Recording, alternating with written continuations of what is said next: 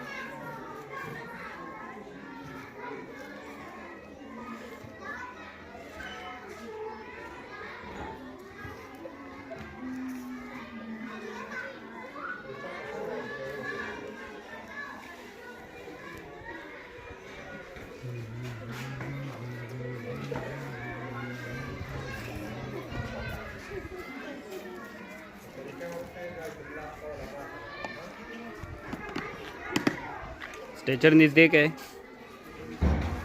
सही है.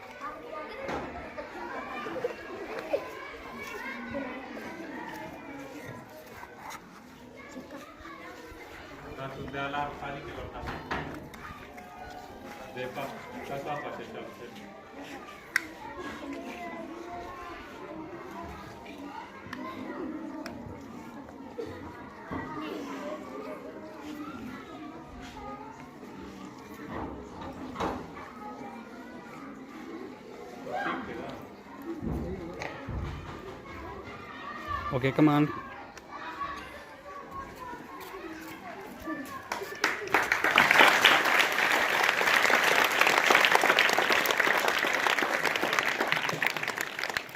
تاسو ولیدل چې کله یو ماشوم مصطفی چې کوم ماشوم هغه حادثه کې بېهوشه شوی د ټولو نه لومړی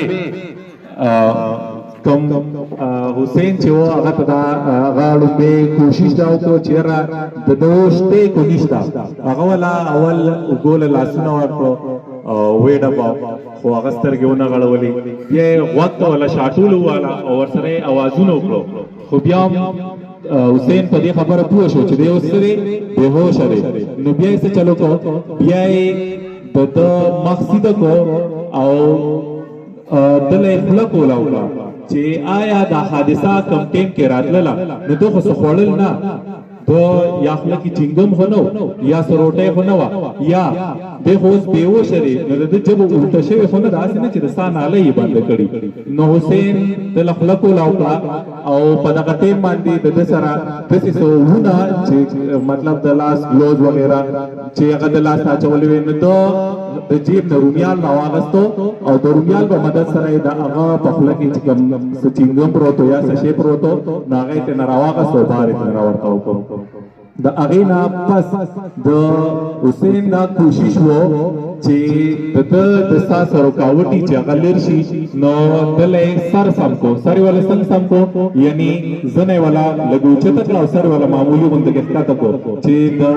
دې دوران کې مثال په طور په د ده د ساه په نالو کې څه مسله راغلي چې هغه ازادي ده ته په ساه اخیستو کې څه تکلیف نه وي ساه اخیستل کېږي بیا د هغې نه پس هغه ساه چیک کړه چې یاره دی ساه اخلي او که نه اخلي نو چې هغه چیک کړو نو په دې پوه شو چې یاره ساه دی اخلي نو د هغې نه پس د بیا څه وکړو د هغې نه پس د بیا د ده په بدن باندې خاص کر لومړی چې کوم دی د په سر باندې چار چاپېره خپل لاسونه راکاږل جو او د هغې نه د اندازه ولګوله د وینې نه چې یاره زما په لاس وینه لګېدلې ده نو دی خو خوب دی چرته